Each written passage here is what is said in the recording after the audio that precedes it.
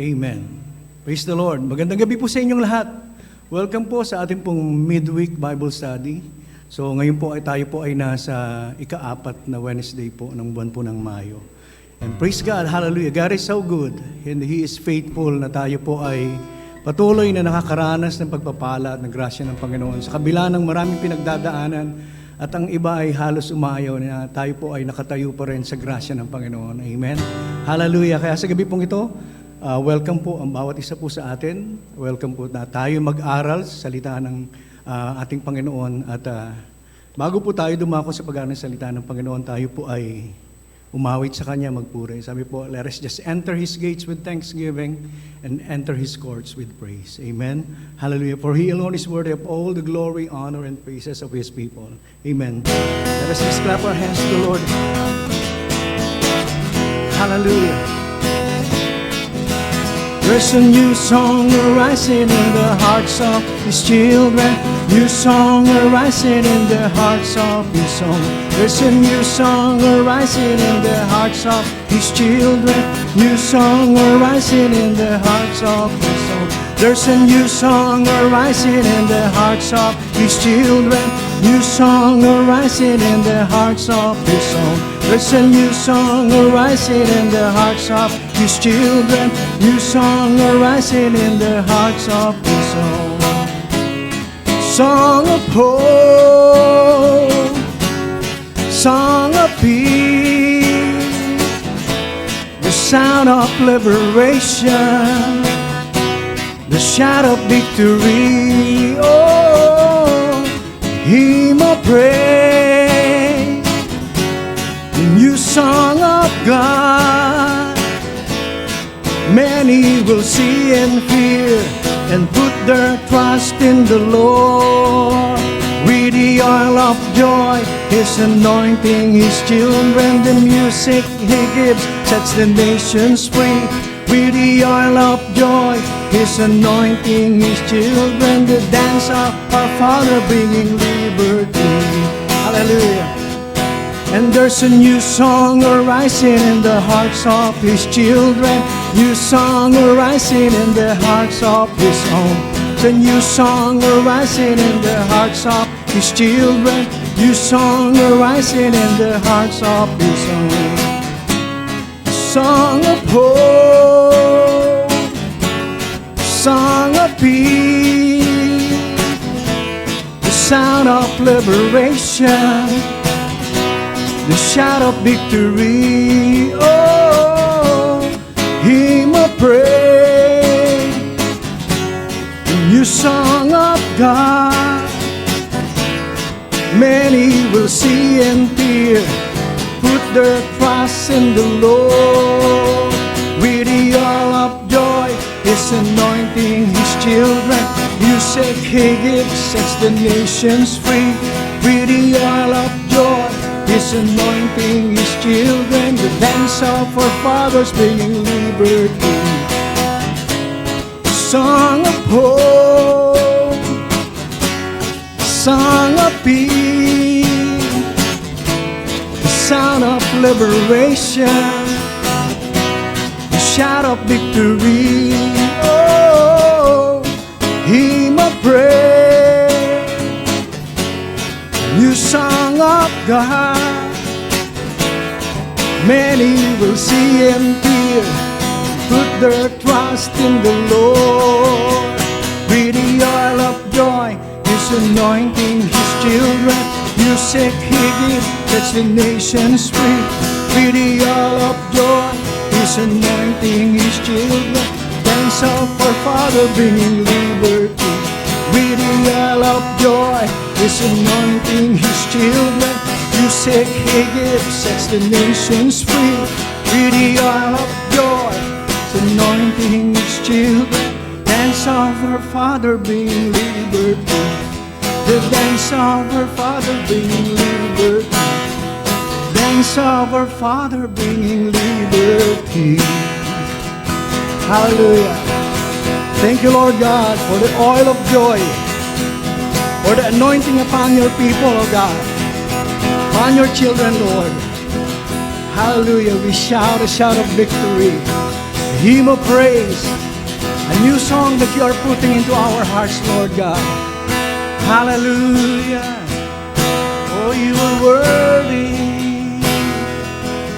of our praise, Lord. There is none like you. Hallelujah. Thank you, Lord Jesus.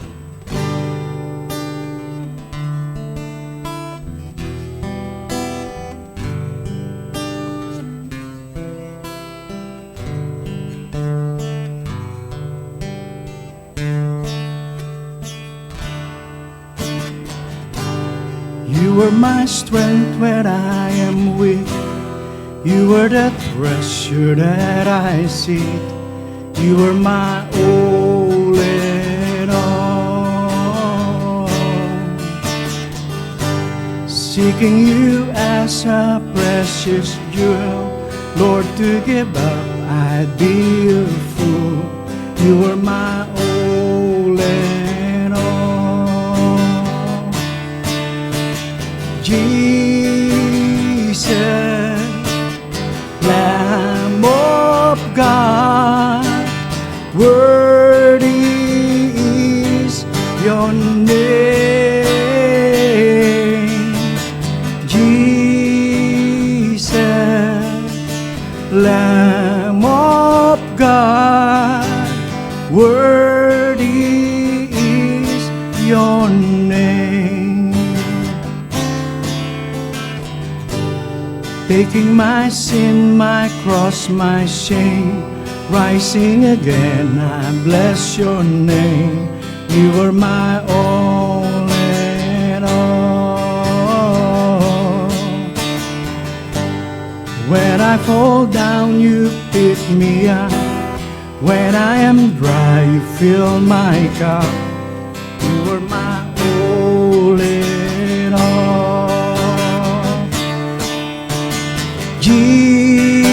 Jesus, Lamb of God, worthy is your name. Jesus, Lamb of God, worthy is your name. So we're singing again, you are my strength. You are my strength. Oh, worthy is the name of Jesus. Oh, worthy of all the glory, honor, and praise. Oh, we lift your name on high.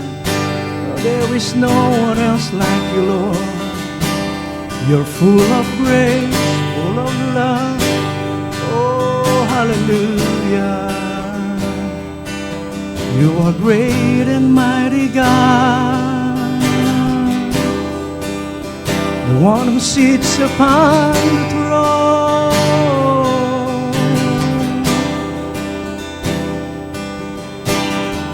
Oh, thank you, Lord. Hallelujah. Jesus, Lamb of God, worthy is your name. Jesus, Lamb of God, worthy is your name. For the last time. Jesus, Lamb of God, worthy is your name. Jesus, Lamb of God, worthy is your name. Worthy is your name. Worthy your name. Panginoon, maraming salamat po ngayong gabi sa isang pinagpalang araw na pinagkaloob niyo sa bawat isa po sa amin na kung saan kami po ay makapag-aaral ng salita. Salamat po sa buhay ng aming minamahal na Bishop, Panginoon. Pupuspusin mo, Panginoon, hallelujah, ng iyong pong kapangyarihan, ng kapahayagan na nagmumula sa iyo. At katalinuhan, Panginoon, na kung saan may babahagi, Panginoon, ng iyong pong salita. Panginoon, ang iyong pong kagandahang loob sa buhay po ng bawat isa po sa amin. Salamat din po sa bawat kapatid na nakikinig, Panginoon, at nakakapanood, Panginoon, ng live streaming na ito ngayong gabi. Wednesday service po namin, Panginoon. Salamat po, O Diyos, sa amang panig sila ng mundo naroon, sa amang panig ng bansang Pilipinas, Panginoon. Nagpapasalamat po kami, Panginoon, na sila po ay bibiyayaan mo ng kaunawaan, kaalaman, Panginoon, ang bawat salita na magmumula sa iyo ay matatanggap ng may kalayaan, Panginoon. At hindi lamang mananatiling salita na narinig, Panginoon, bagkos bibigyan mo din sila ng kakayanan na sa pamuhay, Panginoon, ang lahat ng ito. Kaya, Panginoon, sa iyo po namin tinitiwala ang nalabing oras ng gawain pong ito. Habang ibinabalik po namin sa iyo ang pinakamataas na papuri, pasasalamat at pagsamba na natatangi lamang sa nag-iisang Diyos sa pangalan ng aming Panginoong Hesus. Ito po ang aming sama-samang panalangin. Lahat po yung magsabi ng Amen and Amen. Hallelujah. Magandang gabi po sa inyong lahat. Welcome po sa ating pong Midweek Bible Study. At ito po ang panghuling Wednesday para po sa buwan ng Mayo. Napakabilis ng panahon, lumilipad ang oras, at tayo po ay magpapaalam na sa buwan ng May para sumalubong sa buwan ng June. Hallelujah! At magtatatlong buwan na po kung sakaling ang June ay idedeklara pa rin po na community quarantine. Nasa 3 buwan na po tayo sa ilalim ng community quarantine. Pero sa kabila ng lahat ng ito, nagpapasalamat tayo na ang Panginoon pa rin ang ating Panginoon at tayo po ay hindi pinababayaan, hindi tayo iniiwan. At nagpapasalamat tayo na lalong pinatatatag at pinatitibay ng Panginoon ang ating pananampalataya at pag-asa sa Kanya. Kaya pagpatuloy lang po tayo na ang Panginoon ang ating pagtiwalaan, ang Panginoon ang ating asahan sa lahat ng mga pagsubok na ngayon ay ating pong nararanasan. Maganda gabi po sa inyong lahat at welcome po sa ating Midweek Bible Study tonight. At sino man po ang sumusubaybay, we are appreciating your time joining with us tonight. And we really thank you for watching over the internet. Kahit saan man po kayo nanggagaling, from across the globe and even from across the Philippines. Maganda gabi po sa inyong lahat. Salamat po for joining us tonight. At nagpapasalamat po tayo sa buhay ni Pastor Dante, sa pitana ng ating pong resident pastor, maging ang ating pong mga multimedia group sa pangunguna po ni Pastor Noel at sa pakikipagtulungan po ni Pastora Baby. At sa inyo pong lahat, magandang gabi at pagpalain po tayo ng Panginoon. Sa gabi pong ito, ipagpapatuloy po natin ang ating paksa na pinag-uusapan. At ito po ay may kaugnayan sa series na ang title po ay The Revelation of Jesus Christ.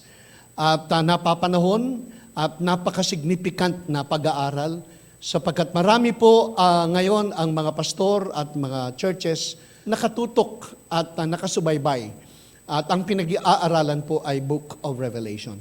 So pagpapatuloy po natin. Now, hallelujah. Punta po tayo doon sa verse 13. Ang sabi po doon sa verse 13, and in the midst of the 7 lampstands, one like the Son of Man, clothed with a garment down to the feet, and girded about the chest with a golden band. So pagpapatuloy po natin mula from here, pagpapatuloy po natin yung ating paksa. Natapos po tayo nung last Wednesday doon sa salitang in the midst, tapos like unto the Son of Man. So ang ibig sabihin po nung in the midst, ng luminga, nang tumalikod si John upang tignan ang tinig, nakita niya sa gitna ng 7 lampara ay nakatayo ang katulad ng anyo ng anak ng tao. So in the midst of the 7 golden lampstands, nakatayo ang ating Panginoong Yesus sa anyo ng anak ng tao. Yan ang nakita ni John. At yung salitang in the midst, galing sa salitang metzos, Nang ibig sabihin, ang Panginoong Yesus ay hindi malayo doon sa church. Kung hindi, ang Panginoon ay nasa sentro ng 7 simbahan. Ang ibig sabihin, ang Panginoon ay sa kabila ng maraming kahinaan ng church, ang mga churches, sa kabila ng maraming mga imperfections ang mga churches, ang Panginoon hindi iniiwan ang kanyang simbahan. Siya'y nananatiling kasama sa gitna ng mga iglesia. Hindi niya ito iniiwan, hindi niya ito pinababayaan. Hindi niya binibilang ang mga kahinaan at pagkukulang ng mga lingkod at pagkukulang ng mga miyembro ng simbahan. Kung hindi, siya ay nananatili. At yan po ang ibig sabihin na siya ay nasa gitna ng 7 simbahan. He is not from a distance. He is not loving us from a far away distance. He is in the midst. He is at the center of the church. At yan ay mabuting balita sa ating lahat. Na anuman ang ating kahinaan, anuman ang ating mga pagkukulang, kahit man hindi nagagampanan ng iglesia ang kanyang tungkulin, hindi tayo iniiwan at hindi tayo pinababayaan ng ating Panginoon. Hallelujah. So He is standing in the middle. Praise God. At ang sabi po, standing in the middle, and then malinaw po na binabanggit po dyan na ang nakita po niya ay yung sa anyo, larawan ng anak ng tao. And in the midst of the 7 lampstands, one like the Son of Man. Nakita niya yung anyo ng anak ng tao. Na yung one like the Son of Man, sa original manuscript, wala po yung article, definite article na D. Ang mababasa po natin dyan, one like Son of Man. One like Son of Man. Ibig sabihin, may resemblance, merong similarity, merong magkatulad na anyo. Pero hindi siya yung anak ng tao, sa tungkulin siya ay tao pa rin. Samantalang pamilyar na pamilyar si John sa anyo ng Panginoon, nakita niya ang Panginoong Yesus na katulad sa anyo ng Panginoong Yesus sa kanyang pagkatao.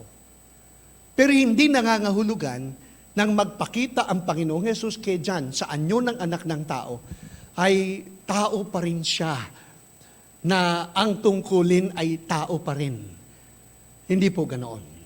Ang pagpapakita ng Panginoong Yesus kay John sa anyo ng anak ng tao ay upang sabihin na, hallelujah, He will not be playing the role of the Son of Man, but He is just like the Son of Man. Just like, similarity, likeness, resemblance, but He is the exalted Son of God. Siya po yung kakaiba sa kanyang tungkuling ginampanan nung siya ay nasa lupa pa. Siya po ay dinadambana, siya po ay tinatanghal at tinadakila na Panginoong Hesus, ang hari ng mga hari at Panginoon ng mga Panginoon. Kaya lang nakita ni John sa anyo ng Panginoong Hesus nang siya'y tao pa. At yan po ay nakita din po na actually may isang pangitain din si Daniel.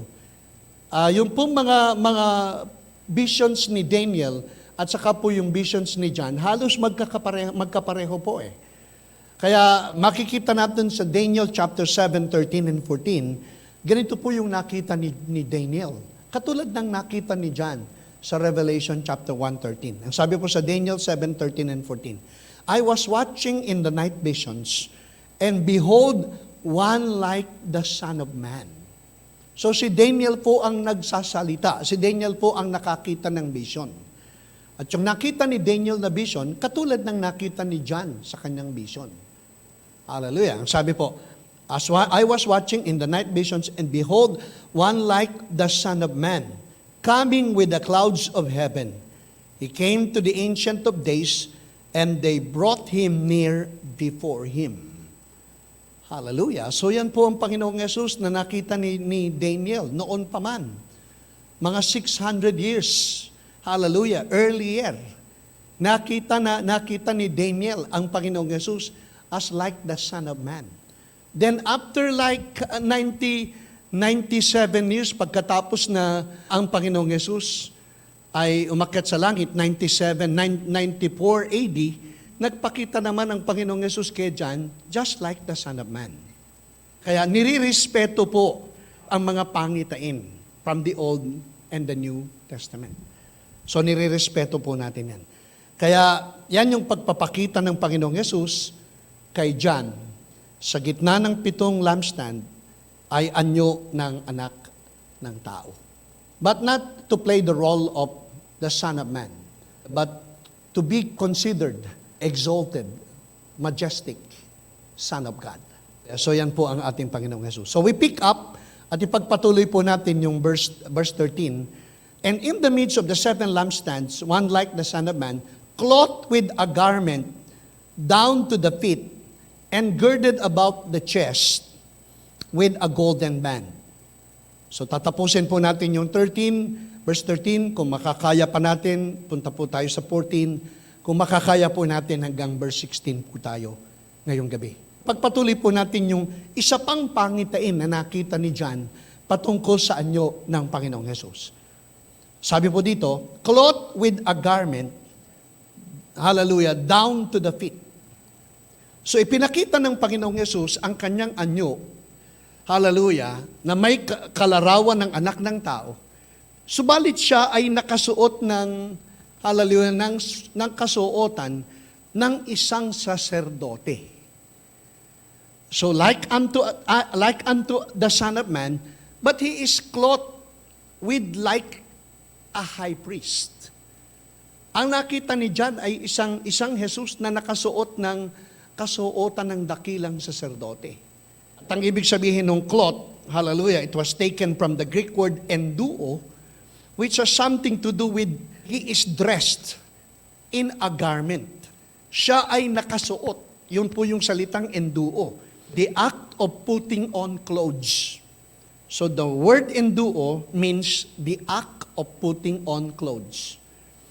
It is the one who is dressed in a garment. So yan po yung cloth. Hallelujah. Enduo. At ito pong enduo, ginamit din po ito sa mga talata tulad ng Luke chapter 24, verse 49. Yung pong salitang enduo or cloth. Ito po ang ating mababasa. When Jesus told His disciples, "Behold, I send the promise of my Father upon you, but tarry in the city of Jerusalem until you are endued with power from on high." So yung pong until you are endued with power from on high ay galing po sa salitang enduo. Ang ibig sabihin ay sinusuotan. Sinusuotan. Dito naman sa talatang ito, sinusuotan ng kapangyarihang nagmumula sa kaitaasan. So, ano ang anyo ng Panginoong Yesus? Ang anyo ng Panginoong Yesus ay katulad sa isang dakilang saserdote. At ang kasuotan po niya ay hanggang sa kanyang angko, hanggang sa kanyang, ano ba yung Tagalog na bukong. Hanggang doon. At napansin ni John na yung kasuotan ng Panginoong Yesus ay hanggang ankle lamang. So nakita niya yung paa ng Panginoong Yesus, barefooted, wala siyang kasuotang sa paa. Praise God. At ang sabi po, itong damit na suot ng Panginoong Yesus sa anyo ng saserdote ay, hallelujah, girded, ibig sabihin meron po siyang belt. At yung belt niya hanggang sa chest. Hanggang sa chest. Ang old classical word na ginamit ay PAPS, P-A-P-S. Pero yun po ay hanggang chest. At yung po kanyang belt na hanggang chest ay golden band.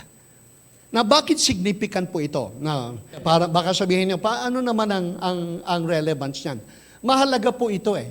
Kasi hindi naman ito ipakikita ng Panginoong Yesus kung hindi merong kahulugan para sa Kanya.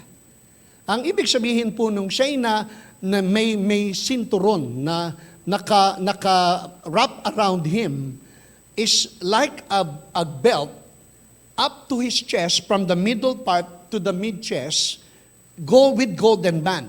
Alam po ninyo, sa kasaysayan ng matandang panahon, kaway hari, ang hari ay mayroon pong belt na isinusuot sa kanyang hangbewang.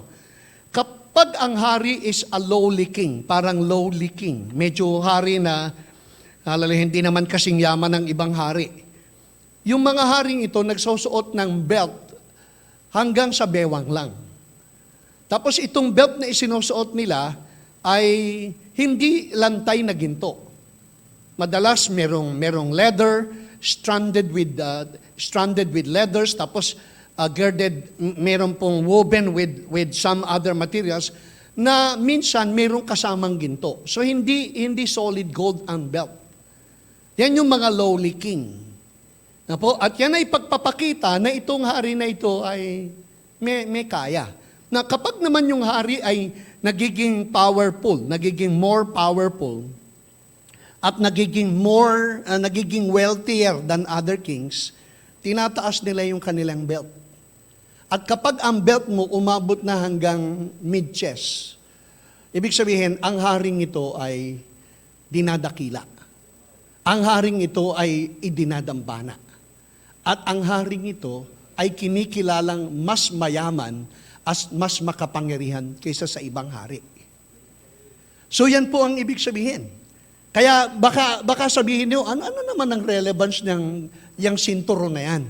Na kailangan pa'y umabot hanggang sa kanyang dibdib.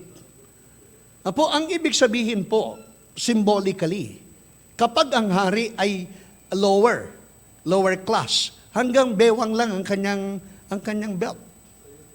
At hindi solid gold. Pero kapag ang hari ay yumayaman, at yung hari nagiging more powerful than others, tinataas nila unti-unti yung belt. At habang tumataas, nakikita ng mga tao yan. Nakikita ng mga tao at pag yung belt ng hari mas mataas kaysa dun sa belt ng ibang hari, ibig sabihin ang haring ito mas powerful at mas wealthier kaysa sa iba. Na ang Panginoong Yesus ay nagpakita kay John. Saan nyo ng garment ng pare at garment ng hari, subalit ang kanyang belt na nakapalibot sa kanya, wrap around ay, hallelujah, golden band. At yung golden band na binabanggit po dito ay krusos. Nang ibig sabihin ay the highest form of gold. At ito po ay solid. Walang halo, hindi alloy. Hindi mixture of other metals. Kung hindi ito po ay krusos, golden, highest, purest form of gold. At ito po ay nakaangat hanggang sa dibdib. Nang ibig sabihin, ang Panginoong Yesus nang magpakita kay Apostol John, ay nagpapakilala, bagamat ako'y nasa anyo ng tao, hindi na ako yung tao na kilala mo. Ako ay ang iyong hari, na higit kaysa sa lahat ng hari, sapagkat yung kanyang band ay hanggang sa chest. At hindi lang basta isang hari, kung hindi hari na ang nakapalibot sa kanya ay solid na ginto.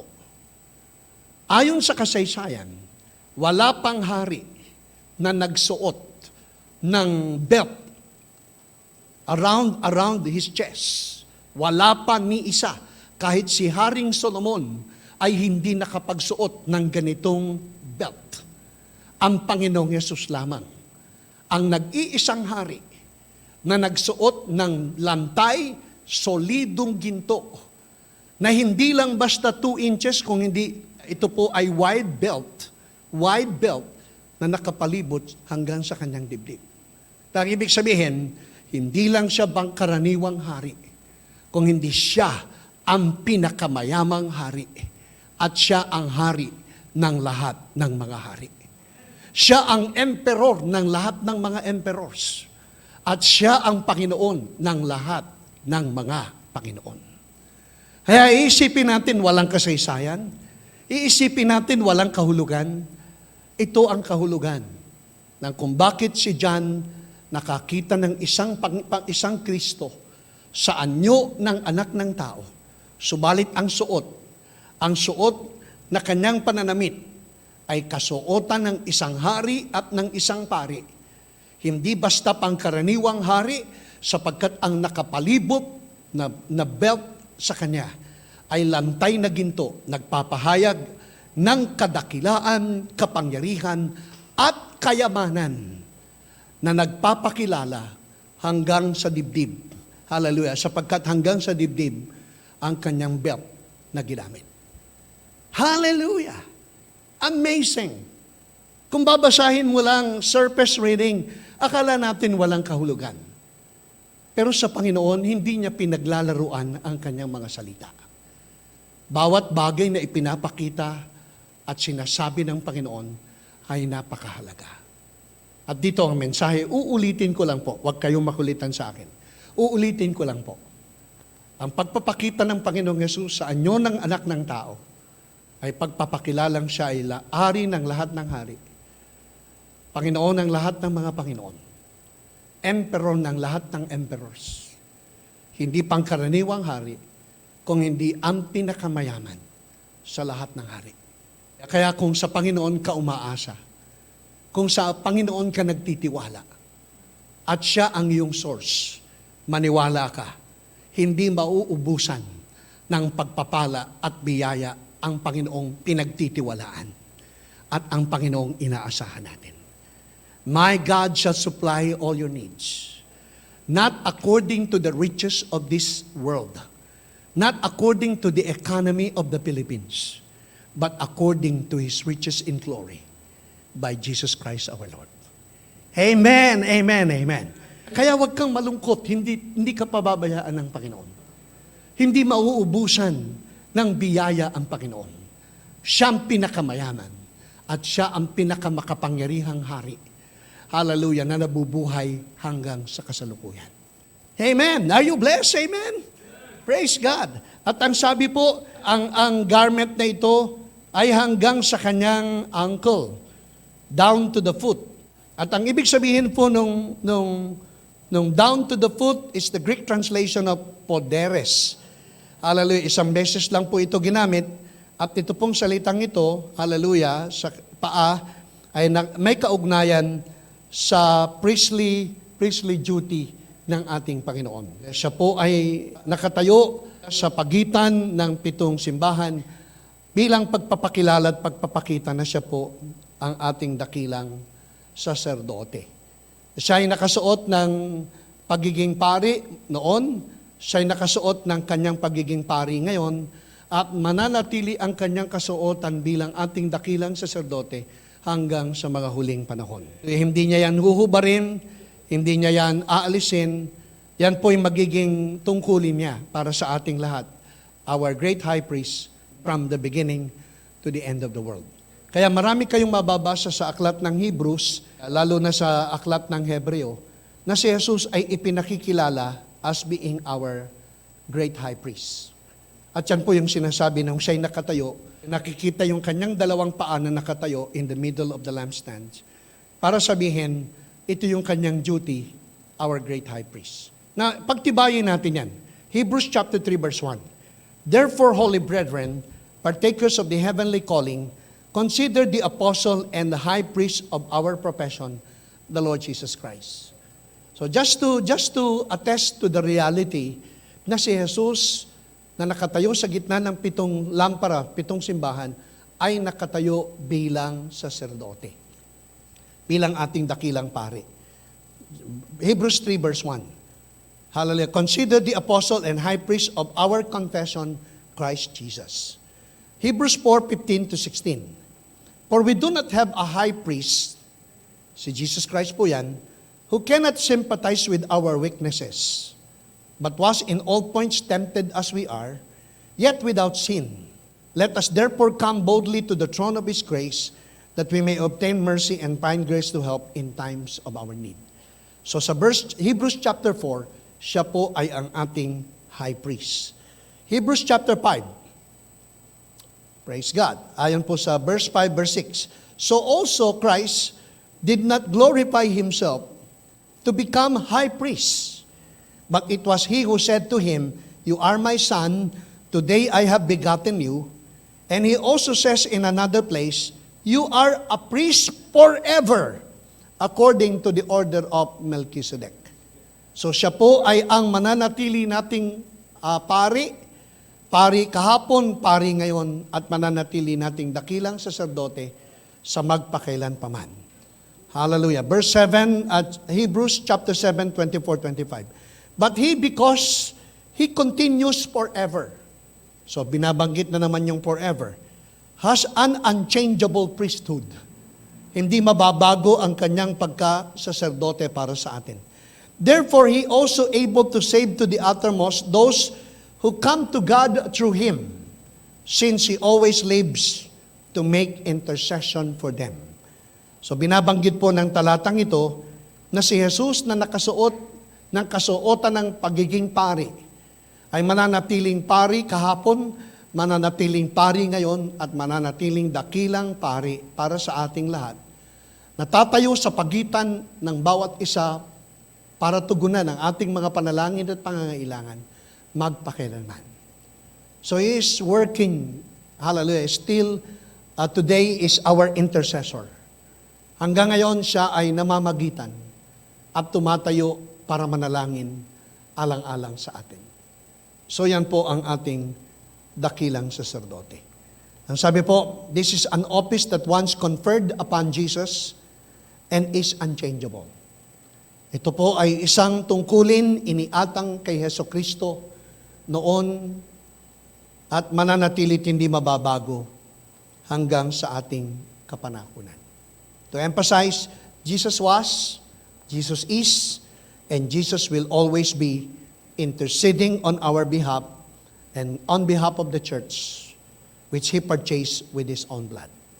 Napaka-halagang mensahe. So, yan po yung verse, praise God. Meron pa ba tayong nakaligtaan sa verse 13? With a garment down to the feet and girded about the chest with golden band. So now we know what is the meaning of the golden band. Ang sabi po, sa verse 14 na po tayo, His head and hair were like wool, as white as snow, and His eyes like a flame of fire. So, higit sa larawang nakita ni John, ay nagpakita pa ang Panginoong Yesus sa isang larawan na ang kanyang buhok ay, sabi po, His hair and His head were white like wool. So meron ba kayong naalalang kasaysayan na ang Panginoong Yesus ay nagpakita sa kanyang mga alagad na ang kanyang mukha, ang kanyang buhok ay halos hindi makita sa sobrang liwanag, pati yung kanyang pananamit. Kung meron po kayong maalalang kasaysayan, isama ninyo sa kasaysayan yung Matthew chapter 17. Matthew chapter 17 verse 1 hanggang sa mga sumusunod, na may isang araw, niyaya ng Panginoong Yesus ang kanyang mga alagad, si Peter, James at si John, at sila'y umakyat sa isang bundok na later on ay pinangalalang Mount of Transfigurations. Kasi merong panahon na ang Panginoong Yesus doon sa bundok na ito ay biglang nagbago ng anyo. At ang kanyang anyo ay napakaliwanag na halos ang kanyang muka, ang kanyang kasuotan ay napakabusilak na puti na halos hindi matitigan ng kanyang mga alagad. Ito po isang kasaysayan na nagpapakitang ang Panginoong Yesus prophetically magpapakita din sa mga alagad niya sa anyo na katulad. Mababasa po natin yan doon sa verse 2. And He was transfigured before them. Matthew chapter 17 verse 2. He was transfigured before them, and His face shone like the sun, and His clothes became as white as the light. So hallelujah, yan ang Panginoong Jesus. May isa pang pagkakataon na nakita siya ng mga Maria na dumalaw sa kanyang pagkabuhay na magmuli. Ang sabi po doon sa Matthew chapter 28 verse 3, hallelujah, na i-describe nila yung countenance ng angel na nagpakita doon sa libingan. Ang sabi po, His countenance was like lightning and His clothing as white as snow. May mga katulad na larawan eh. At yan ay paglalarawan ng pagpapakilala ni Jesus kay Apostle John later on. Na anong ibig sabihin ng kanyang buhok ay pumuti na katulad ng sa niebe o sa yelo, ang kanyang mukha ay pumuti na katulad ng isang liwanag. Hallelujah. Hindi ibig sabihin pumuti yung buhok niya, tulad ng buhok ninyo. Hindi ganun ang ibig sabihin. Ang ibig sabihin, pag pagmamasdan mo siya, ang kanyang muka at ang kanyang buhok ay kasimbusilak ng araw at kasimputi ng yelo. Kasimputi ng wool. Na bakit yelo at wool ang ginamit? Kasi yung wool, yung kulay na white ng wool at saka yung kulay ng snow, talaga pong white po yun. Nakakita na ba kayo ng snow? Talagang puting-puti. Yan po yung ipinakita ng Panginoong Yesus na anyo. Hallelujah, na anyo niya kay Apostle John. Praise God. At ang sabi po, ang kanyang mata ay nagliliwanag. His eyes, ibig sabihin ng eyes, from the Greek word is ophthalmoia. Ibig sabihin, yan po galing yung salitang ophthalmology. So ang kanyang mata is ophthalmoi o ophthalmoa. At ang sabi po, ito po ay parang apoy na nagliliyab. His eyes were like flame of fire. Na hindi ibig sabihin nag-apoy ang kanyang mata. Ibig sabihin ng the eyes of him, ine-emphasize po na walang katulad ang paningin, ang pagtingin ng Panginoon. Walang kamuka ang mata ng Panginoon. Ang mata ng Panginoon is so unique, unmatched, unlike anyone else's eyes. So majestic, unsurpassing. Hallelujah. Ito pong matang ito ay searching eyes. Ito po ay searching eyes. Yun yung sinasabi sa description ni Apostle John. At ito po ay parang nagliliyab na apoy. Yung flame yan po yung, pag sinindihan mo yung kandila or anything, yung apoy na umaakyat, yung pong nagsasayaw na apoy, ang tawag doon ay flame. Plos, sa Greek word, P-H-L-O-Z. Ibig sabihin, ito po yung nagsasayaw na apoy na tumataas. Yan po yung flame. Yung fire, yan po galing sa salitang puros, P-U-R-O-S. At yan po yung burning fire. Kaya yung mata ng Panginoon, hindi nagliliyab. Kung hindi yung mata ng Panginoon, parang apoy. Parang apoy. At ang description ng marami ay searching eyes. Hallelujah. Kaya yan ang mata ng ating Panginoong Yesus. Kakaiba, ibang-iba. Sa katulad ng matang nakita ni John nung si Jesus ay tao pa. Ibang-iba. Ang sabi po doon sa verse 15, and his feet were like fine brass, as if refined in a furnace, and his voice as the sound of many waters. So sabi po, ang paa, nakitang-kita ni John. Walang sapatos, walang sandalyas. Ang paa ng Panginoon ay nakita ni Apostle John. At nang makita ni Apostle John ang paa ng Panginoon, ay ang description po ay fine brass. Fine brass. Napakaganda o napakadalisay na tanso. Fine brass. At yung salitang brass ay galing po sa salitang chalco-libanon. Dalawang salita na pinagsama. Chalco is bronze, Libanos ay frankincense. Kaya nang i-describe ni John kung ano yung itsura ng paa ng Panginoong Yesus, ang paglalarawan ay magkahalong frankincense at magkahalong tanso. Magkahalong tanso. Ano bang ibig sabihin ng tanso sa Bible?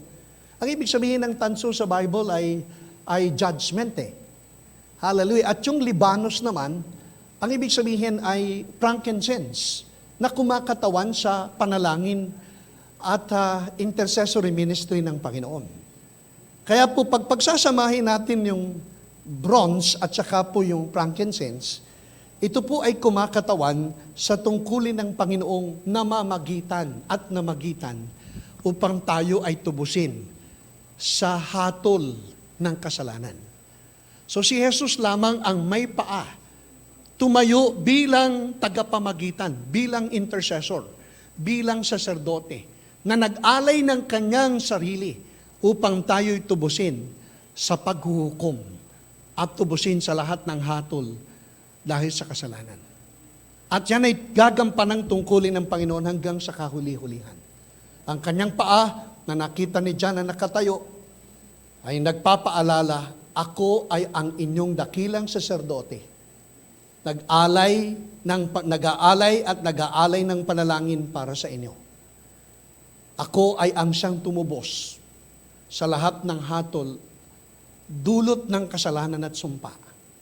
At ito'y gagampanan ko hanggang sa huli. So yan ang ating Panginoong Jesus. Praise God. Yan po yung pagpapakilala niya sa verse 15. And His voice as the sound of many waters.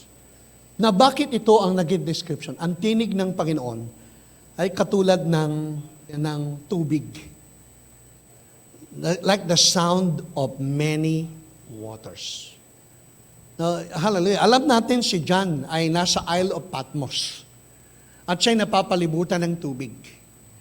Pero yung boses ng Panginoon, yung tinig ng Panginoon, ay hindi katulad ng tubig na nakapalibot sa Kanya. Kung hindi katulad lang sa pandinig, pero makapangyarihang tinig. Like the voice of many waters. So John used the illustration of many waters to tell us that the voice of the exalted Christ was so powerful. So ang ginamit na illustration ay many waters, yun ang tinig ng Panginoon, to describe the voice of the exalted Christ. At yung boses ng exalted Christ is so powerful. It swept across the apostles' entire being like a roaring waves of the sea, drowning out everything until nothing else could be heard. When this voice speaks, everyone listens. So, ibig sabihin, ang tinig na ito, katulad ng tunog ng mga tubig, ay nagpapakilalang ang tinig ng Panginoon. Kapag nagsalita, tatahimik ang lahat ng boses at lahat ng tinig para pakinggan ang nag-iisang tinig, ang tinig ng ating Panginoon. Hallelujah. Yan po yung tinig na narinig niya. Wala ka ng ibang pakikinggan. Kapag ang boses ng Panginoon ang iyong narinig, wala ka ng ibang tinig na pakikinggan, kung hindi ang tinig na lang ng ating Panginoon. Mangingibabaw ang boses ng Panginoong Jesus sa lahat ng boses na maririnig mo sa sanlibutan. Maniwala ka sa sanlibutan, maraming tinig. Naglipana, nagkalat ang mga tinig. At ang mga tinig na ito, may iba-ibang sinasabi.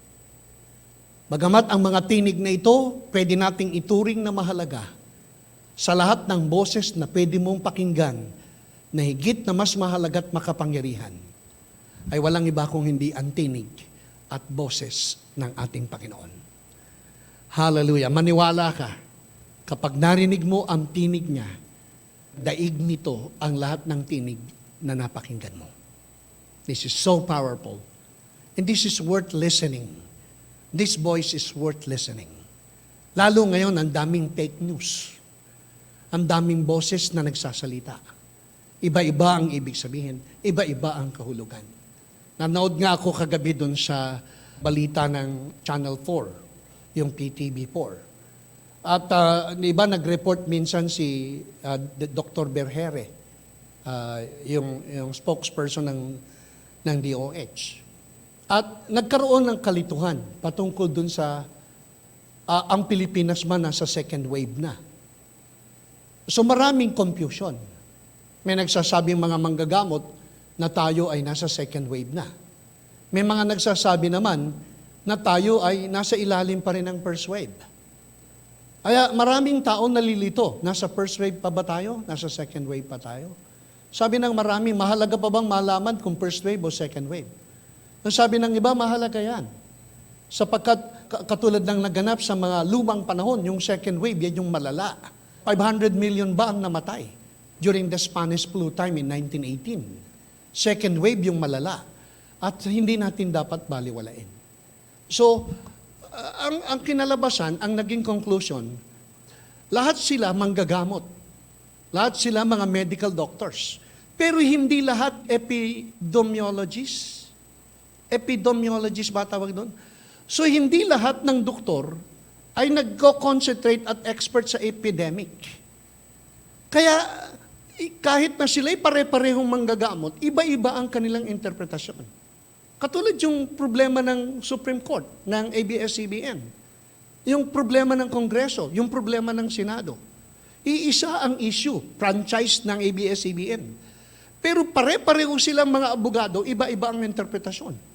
Iba ang interpretasyon ni Juan Ponce Enrile. Interpretasyon ni ng mga senators at ni Congressman Cayetano. Bagamat pare-parehong lawyers. Ibig sabihin, marami kang boses na maririnig. Marami kang tinig na mapapakinggan. Pero sa lahat ng tinig na ito, alin ang pinakamahalaga at alin ang pinakamakapangyarihan? Ang pinakamakapangyarihan ay ang tinig at ang boses ng salita ng Diyos. Ang tinig at boses ng ating Panginoon. Yan ang marinig ito ni John. Ang sabi niya, His voice is as the sound of many waters. I hope and pray na sa pamamagitan ng mensaheng ito, kahit papaano naging pagpapala para sa atin at naging source ng ating kaalaman at kaunawaan patungkol sa pagpapakilala ng ating Panginoong Yesus sa Book of Revelation. May the Lord bless you tonight. My time is up and we will see each other again next Wednesday. So may the Lord bless you. May the Lord, hallelujah, continue to protect you. Stay safe, stay home, and stay blessed. Pagpalain tayong lahat ng ating Panginoon. Magandang gabi po in Jesus' name. Amen. So kung tayo po, patuloy na kami po ipapasalamat sa inyong lahat, sa inyo pong walang sawang pakikipag-partner sa The Life Giver Church. Kung kayo po'y patuloy na, hallelujah, nag-desire na maging kapartner, meron po tayo sa screen na mababasa ang account po bank account ng The Life Giver Church. Hallelujah. At yung po pwede po natin gamitin as source of our, hallelujah, parang mga agency na pwede po tayong mag-remit. So nandyan po sa screen. Hallelujah. Mahal na mahal po namin kayo sa pag-ibig ng Panginoon at manatili po tayong iniingatan ng ating Panginoon. In Jesus' name.